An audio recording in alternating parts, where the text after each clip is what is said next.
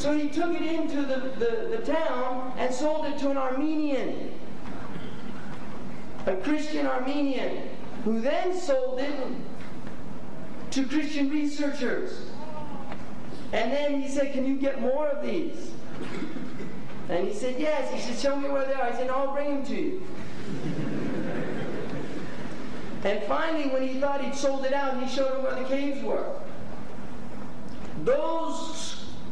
That scripture still has not been released in its entirety to the world.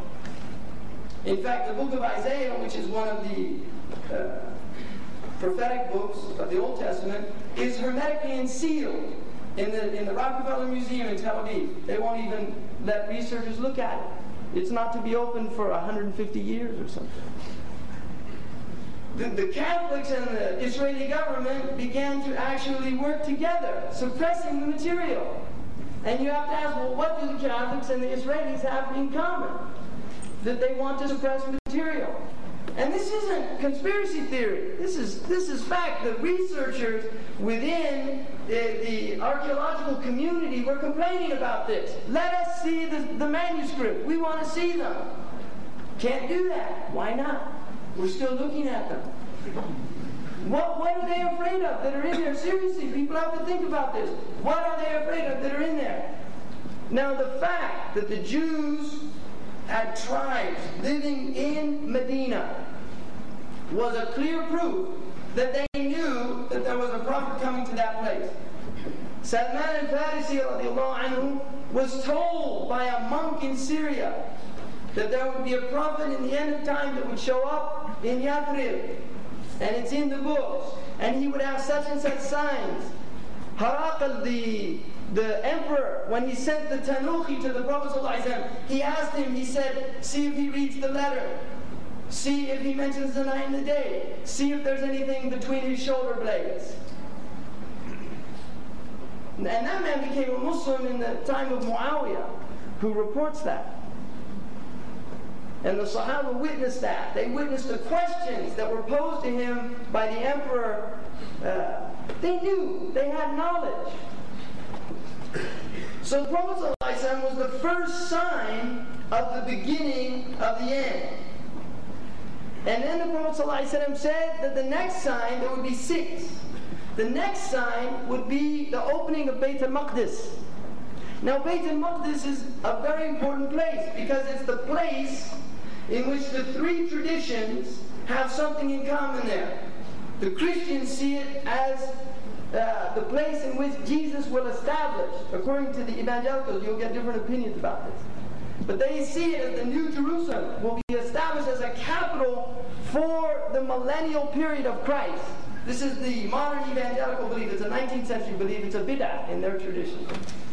The Catholics did not believe that. They thought it was metaphorical, allegorical. That's the way Augustine interpreted it. The modern evangelicals, which are the fastest growing by proselytation religion. We always sang the Muslim fastest growing religion. We're the fastest reproducing religion.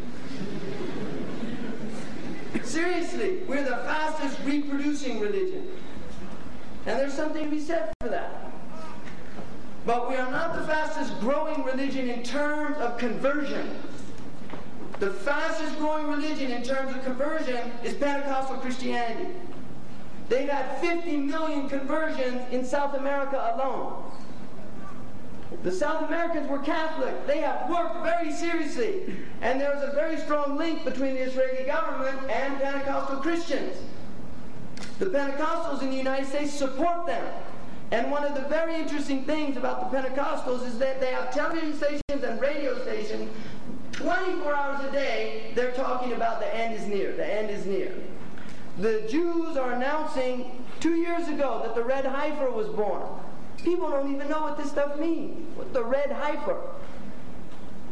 Because they believe that a red heifer would be born in Palestine right before the coming of the Messiah. Now they can clone it, for all we know. You know, they can do that now. They can make it red, purple, pink, whatever their scripture said, they could work it out.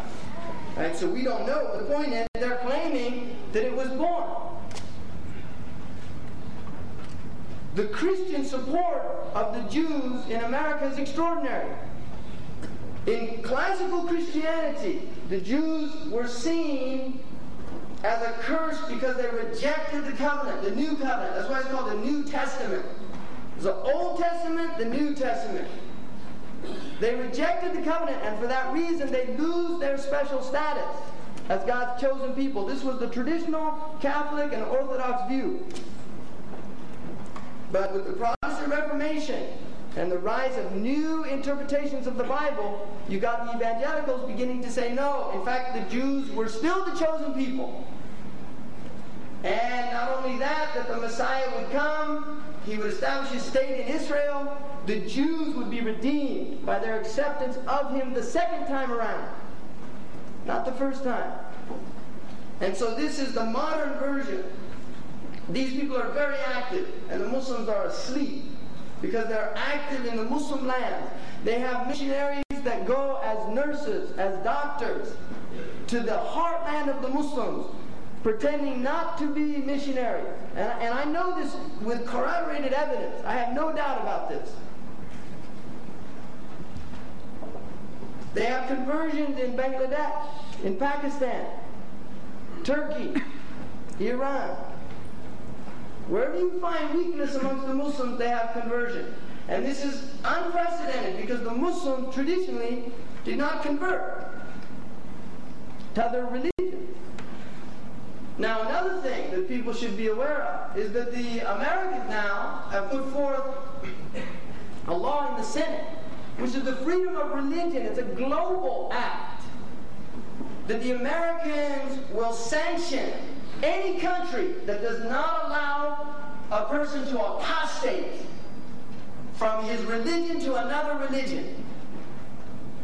That country will be sanctioned if they do not allow churches to be built on their territory. This is right now, this is going on in America. There's a move because the Christians are very strong in America. You know, if you watch too much TV, you'll get a very distorted view of America. People forget about Middle America, the Bible Belt. If you live where I live, in California, it's a pagan land. They're pagans. They worship sun, the moon, goddesses, sprites, witches. I could go on and on. They've got everything. Yogurt, I think they probably have a temple to yogurt. Avocado sandwiches. And if you go to New York, it's also, they don't believe, they're just seculars, right? Their religion is cynicism. And they promote it actively in a sitcom called Seinfeld. This was the religion of cynicism being broadcast to millions of people, learning the religion of cynicism, making fun of other people, laughing at people's misfortunes. Right? I mean, this is taught proselytizing. There's many ways to proselytize. So the second type of, anyway, the six, Beit al-Maqdis, and then 2 deaths, Mautani, 2 deaths that will take you, يَأْخُذُ فِيكُمْ كَعِقَاصِ الْغَنَمِ. There's 2 deaths, and there are different interpretations about that. Many of our scholars say that it's Umar and Uthman, the death of Umar and Uthman. Others say it were plagues that were afflicted certain places.